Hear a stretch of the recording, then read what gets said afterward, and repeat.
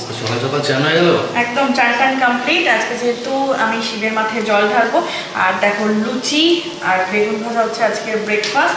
মানে আজকে মানে 3 বেলাই তো লুচি খেতে হবে না, ডালিয়ার খিচুড়িও বানাবো, আমি খাবো। আর এই যে এটা হচ্ছে তোমার থালা, এটা হচ্ছে বাবার থালা। চলো যাই, ব্রেকফাস্ট লুচি বেগুন ভাজার সাথে সন্দেশ। পনির কাটছো নাকি?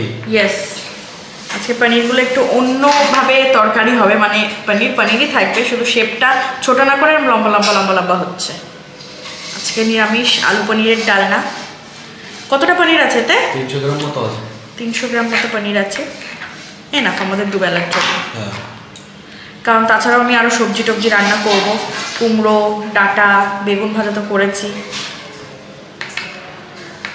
এই যে ডালিয়ার খিচুড়ি, ডালিয়ার মুগ ডাল, তারপর আলু টমেটো আদা লঙ্কা, একদম নিরামিষভাবে যখন খিচুড়ি হয় একেবারে ডাইরেক্ট প্রেশার কুকারেই করছি। বাহ। আর এদিকে হচ্ছে পনির ভাজা, একেবারে দুটো গ্যাসে ঝপঝপ করে রান্না বান্না করে নেব, তারপর মন্দিরে যাব।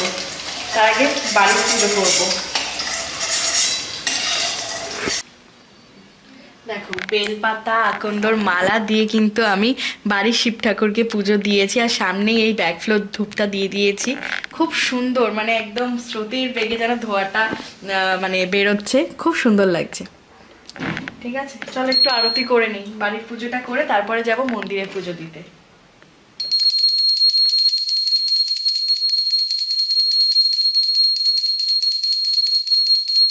নতুন সেট বার করেছি, এই শাড়িটা তো নতুন একদম মলমল কটন, বিবাহবার্ষিকীতে আমার ঠাম্মি গিফট করেছিল, একদম লাল টুকটুকে। আমি একটু খুলে দেখাচ্ছি তারাও। এই দেখো শাড়িটা এরকম পুরোটা, আর এর সাথে ম্যাচিং ব্লাউজ। এইটা মানে ব্লাউজ কমন একটা রয়েছে, আর আরেকটা শাড়ির অপশন ছিল, সেটা হচ্ছে এই গরবটা। এটাও বিবাহবার্ষিকীরই গিফট, প্রিয়ন্তদা কাকুরা গিফট করেছিল।